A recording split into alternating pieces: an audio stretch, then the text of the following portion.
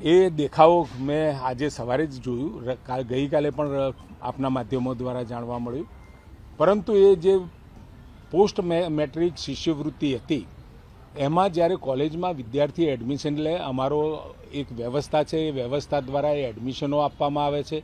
પરંતુ ઘણી વખત એ એડમિશનો એસીપીસીના માધ્યમથી, એટલે કે કેન્દ્રીયકૃત પ્રવેશ પદ્ધતિ દ્વારા જ્યારે એ એડમિશનો થઈ ગયા પછી જે સીટો ખાલી રહેતી હોય છે કોલેજ જાતે ભરતી હોય છે, અને કોલેજ જાતે મેનેજમેન્ટ કોટામાં ફેરવીને સીટો ભરતી હોય એમાં આપણે આ શિષ્યવૃત્તિ બંધ કરી છે. આ એવું ક્યાંય ધ્યાનમાં આવ્યું છે કે મેનેજમેન્ટ કોટામાં ખોટા પોતે એડમિશન લેવાતા હતા, માત્ર એડમિશન લઈ અને ફી લઈ લેવાતી હતી, અથવા તો આપણે જે સહાય આપીએ છીએ લઈ લેવાતી હતી, ચોક્કસ વિસ્તારમાંથી જ આ પ્રકારના કેન્ડિડેટ લઈ આવે છે અમુક કોલેજો, એવું કંઈ ધ્યાનમાં આવ્યું? હા, એવું ધ્યાનમાં થોડું આવ્યું હતું. એના કારણે જ આ નિર્ણય આપણે લીધો છે કે એક વખત કેન્દ્રીયકૃત જે આપણી પ્રવેશ પદ્ધતિ છે એ પ્રવેશ પદ્ધતિમાં વિદ્યાર્થી એનરોલ કરાવ્યા પછી એ એડમિશન માટે જ્યાં જોઈતું હોય એને મળતું હોય છે, અને એ લેવાવાળા વિદ્યાર્થીઓ ન હોય એવા સંજોગોમાં એ સીટો મેનેજમેન્ટને અપાતી હોય છે.